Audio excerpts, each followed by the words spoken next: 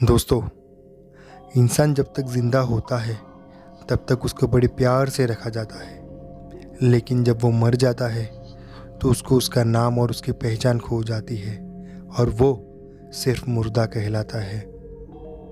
मुर्दा घर एक ऐसी कहानी है जहाँ ज़िंदगी आते आते ख़त्म हो जाती है और वहाँ मुरादों का राज चलता है। जब खुद पे लाचारी और बेबसी हो और जिम्मेदारी सर पर हो तो इंसान अपने लोगों के लिए क्या नहीं करता। ऐसा एक लड़का था शेखर। ज़्यादा पढ़ा लिखा ना होने की वजह से उसको कहीं नौकरी नहीं मिली। दर दर की ठोकरें खाकर वो अब थक चुका था। उसको जिल्लत सहने की अब आदत हो चुकी थी, लेकिन मजबूरी ने उसके हाथ बांध दिए थे। एक दिन वो काम की तलाश में निकल पड़ा। उसके एक दोस्त पास ही के सरकारी दवाखाना में सफाई का काम करता था। उसने अपनी कहानी शंभू, जो उसका दोस्त है, उसको बताई। शंभू ने कहा कि मैं जहाँ काम करता हूँ वहाँ चल मेरे साथ, शायद कोई काम तुझे मिल जाए। शंभू शेखर का बहुत ही पुराना दोस्त था। कभी एक गांव में साथ घुमा करते थे। शहर आने के बाद से वो दोनों कभी मिले ही नहीं थे। फिर भी शंभू ने शेखर की मदद की। शेखर को काम की तलाश तो थी ही, वो अब पूरी हुई और काम घर के पास में था, तो अब उसको ज़्यादा तकलीफ नहीं थी। वो रोज़ सुबह सफाई के लिए दवाखाने में आता और शाम को चला जाता। ऐसे उसका काम चालू हुआ। शंभू से भी अब रोज़ की मुलाकात होने लगी थी। अब शेखर को महीना होने को आया था। पगार का दिन था। पगार हाथ में आते ही शेखर को बड़ा अच्छा लगा। भले ही कम सही, लेकिन ज़रूरत के लिए पैसे मिलना बहुत बड़ी बात होती है।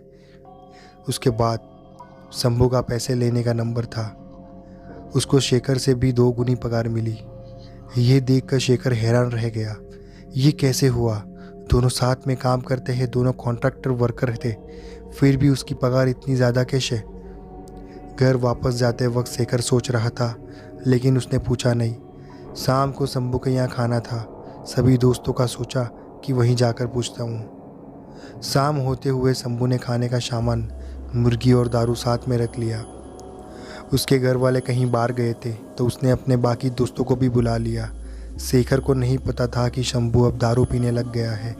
खाना हुआ, अब शंभू के सभी दोस्त पीने बैठ गए, शेखर को छोड़कर। शेखर ने शंभू को पूछा, अरे शंभू, तो कभी दारू पीता ही नहीं था यार, अब तो बहुत पीने लग गया, कैसे? शंभू ने हंसते हुए कहा, हाँ। अरे शेखर, तू तो बोला का बोला ही रह गया रे। पैसा है इसलिए सब शौक कर लेता हूँ, कभी कभी अपने लिए जी लेता हूँ यार। ले, तू भी ले, शर्मा मत। नहीं शंभू, मैं शराब नहीं पीता, मुझे माफ़ कर दे, शेखर ने उसको रोकते हुए कहा। अच्छा मुझे ये बता, तू और मैं एक ही जगह काम करते हैं, फिर तुझे मुझसे ज़्यादा पगार कैसे? तू कोई एक्स्ट्रा काम करता है क्या? सच बताना। शंभू ने शेखर को एक कोने में ले जाकर बताया, शहर में पैसे कमाने के हज़ारों तरीके हैं मेरे भाई, बस तू तैयार हो तो सैकड़ों रास्ते खुल जाते हैं। मैं समझा नहीं शेखर। फिर उसने पूछा। तो उसने कहा, मैं रात को उसी दवाखाने के मुर्दा घर में नाइट शिफ्ट करता हूँ, शंभू ने कहा। मुर्दा घर का नाम सुन के शेखर डर गया। उसको सहमा देख के शंभू बोला, यही वजह से मैं पैसे कमाई कर रहा हूँ। सभी लोग डरते हैं वहाँ जाने को, इसलिए कोई नहीं मिलता काम करने को। मैं करता हूँ तो मुझे पैसे भी बढ़िया मिलता है। मैं दारू लेके जाता हूँ और पी के सो जाता हूँ मुर्दों के साथ मुर्दा घर में। ऐसे बोल के हंसने लगा। पार्टी खत्म होने के बाद सभी लोग घर चले गए और शंभू रात की मुर्दा घर वाली ड्यूटी पे चला गया। शेखर अपने घर जाकर रात भर मुर्दा घर के बारे में सोचने लगा। अगर वो भी ये काम कर सके तो उससे कितने सारे अधूरे अरमान पूरे हो जाएंगे। पैसा आएगा, सबको, घर वालों को भी वो खुश कर सकेगा। शेखर रात भर उसी सोच में पड़ा रहा। सुबह अपने काम खत्म करने के दवाखाने अपनी ड्यूटी पे चला गया। शंभू भी उसके रास्ते में मिल गया। दिन भर काम करने के शाम को जाते वक्त शेखर ने मुर्दा घर वाले एक्स्ट्रा ड्यूटी के बारे में पूछा। शंभू, तुझसे तो मेरी हालत छुपी नहीं है, पैसे की ज़रूरत मुझे भी है, क्या मैं भी मुर्दा घर में? इतना बोल के वो चुप हो गया। फिर इतना बोलते ही शंभू एकदम हंस पड़ा। अरे शेखर मेरे भाई, तू मुर्दों के बीच में कैसे रहेगा? तू तो दारू भी नहीं पीता मेरे यार। मुर्दों के बीच में रात भर रुकना कोई खाने का काम नहीं है, समझा? शेखर ने एक बार शंभू की तरफ देखा और कहा, मुझे पता है, लेकिन मैं ये कर सकता हूँ। दूसरे ही दिन शंभू ने अपने साहब से बात करवा के शेखर को वो एक्स्ट्रा ड्यूटी दिलवा दी। लेकिन अब शंभू भी साथ में रहने वाला था, तो कोई डर की बात नहीं थी। दूसरे ही दिन से शेखर की एक्स्ट्रा ड्यूटी चालू होती है। शंभू रात को मुर्दाघर में पीने के लिए दारू लेकर आया था। मुर्दाघर में आते ही शंभू ने बताया, ये दरवाज़ा ठीक से लगता नहीं है, इसलिए इसको लकड़ी फंसा कर रखना। अगर ये बंद हुआ तो अंदर से नहीं खुलेगा, और जब तक कोई बाहर से नहीं खुलेगा हमको अंदर ही इन मुर्दों के बीच में रहना पड़ सकता है। शेखर के सामने उसने दारू लगा ली और सो गया। शेखर बेचारा मुर्दों के बीच अकेला पड़ा हुआ था। पहली रात थी, उसको बहुत अजीब लग रहा था, एकदम सन्नाटा। वो बिल्कुल दरवाजे के पास बैठा रहा। मुर्दाघर में लाइट तो थी, लेकिन इतने मुर्दों में थोड़ी सी भी हलचल हो जाए तो आवाज़ हलक से बाहर न आए और जान चली जाए। पहली रात कट गई और शेखर को थोड़ी हिम्मत आ गई। अब दोनों ने रोज़ मुर्दाघर में ड्यूटी करने लगे। कुछ रोज़ बीत जाने के बाद यहाँ काम करना शेखर को बहुत ही आम लगने लगा। दिन गुजरते गए, पैसा आने लगा तो शेखर के बहुत से काम होने लगे। उसके घर वाले भी बहुत खुश थे, सब कुछ सही चल रहा था। फिर एक रात उस मुर्दाघर में एक आधा जला हुआ मुर्दा आया। उसको एक पलंग पे लेटा के सब चले गए। वो देखते हुए ही बहुत ही भयानक दिख रहा था। उसकी लाश को एक जगह लगाकर शेखर आराम कर रहा था। इतने में बाहर हल्ला सुनाई दिया। शोर सुनकर शेखर बाहर देखने लगा। उसने शंभू को उठाया। शंभू दारू पीकर सोया हुआ था। रात के करीब 1 बज चुका था। उसकी दारू अब उतरने लग गई थी। वो उठकर बैठ गया, लेकिन वो बाहर नहीं आया। कोई उसको दारू पीकर पकड़ लेगा तो नौकरी जाने का खतरा था।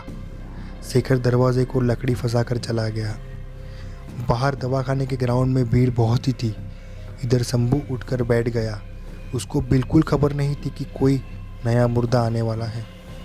एकदम जोर से कि हवा के सामने की खिड़की आई और सर्र करके धड़ाम करके बंद हो गई। दरवाजे की लड़की सरक गई और दरवाज़ा बंद हो गया। अब शंभू की दारू पूरी तरह से उतर गई थी। वो डरने लगा। एकदम से एक पलंग से कुछ हिला। ऐसे महसूस हुआ जैसे शंभू पूरा पसीने से तहर तहर हो गया था। वो उठकर देखने लगा।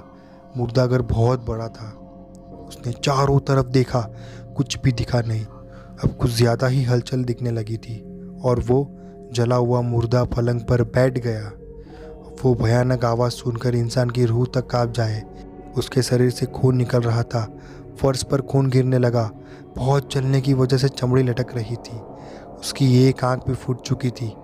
वो इतना जल चुका था कि कहीं जगह हड्डी तक दिख रही थी। ऐसा डरावना रूप देखकर शंभू के होश ही उड़ गए। वो सब कुछ दिल दहला देने वाला था। शंभू चिल्लाने लगा, जोर से दरवाज़ा ठोकने लगा, लेकिन उसकी आवाज़ सुनने वाला वहाँ कोई नहीं था। वो मुर्दा उठा और चलकर शंभू तक आते ही उसको सीने में बहुत तेज़ दर्द होने लगा। सांस उसकी फूलने लगी और डर के कारण उसकी उसी जगह मौत हो गई। इधर शेखर इस बात से बेखबर। वहाँ एक आदमी आया था। सब उसको सुन रहे थे। वो पागल जैसा था। साहब, अभी जो लाश यहाँ आई है वो लाश नहीं, एक जीता जागता शैतान है। वो लाश जिंदा है साहब, उसमें शैतान समा गया है। वो जहाँ जाती है वहाँ मौत होती है साहब। वो विनती कर रहा था, लेकिन पागल दिखने के कारण उस पर किसी ने ज़्यादा ध्यान नहीं दिया और उसको भगा दिया। शेखर को एकदम से याद आया कि शंभू अंदर है और वो जल्दी से मुर्दाघर पहुंचा। दरवाज़ा बंद था। उसने झट से खोला और सामने देखा कि शंभू नीचे गिरा हुआ था। वो लाश अपने पलंग पर ही थी। उसने शंभू को उठाना चाहा, लेकिन वो उठा नहीं सका। शेखर ने डॉक्टरों को बुलाया।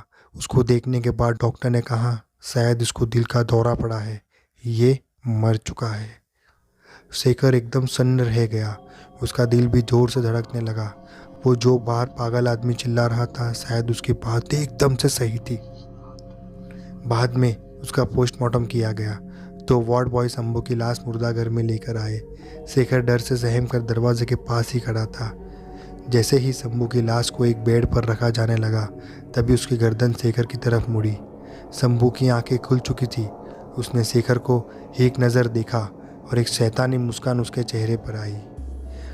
ये सब देख के शेखर एकदम से घबरा गया और वो घर जाकर सो गया, लेकिन उसकी तबीयत एकदम बिगड़ने लगी।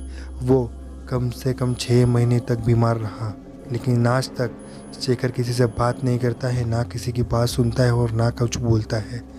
दोस्तों, ये कहानी एक काल्पनिक है। इसका किसी भी जीवित या निर्जीव वस्तु से कोई संबंध नहीं है। हमारा उद्देश्य अंधश्रद्धा फैलाना नहीं है। यह केवल एक मनोरंजन के लिए उद्देश्य से बनाई गई है। अगर आपको ये कहानी अच्छी लगी हो तो वीडियो को लाइक करें, चैनल को सब्सक्राइब करें और दूसरी वीडियो का वेट करें। तो दोस्तों, तब तक मिलते हैं नेक्स्ट वीडियो में।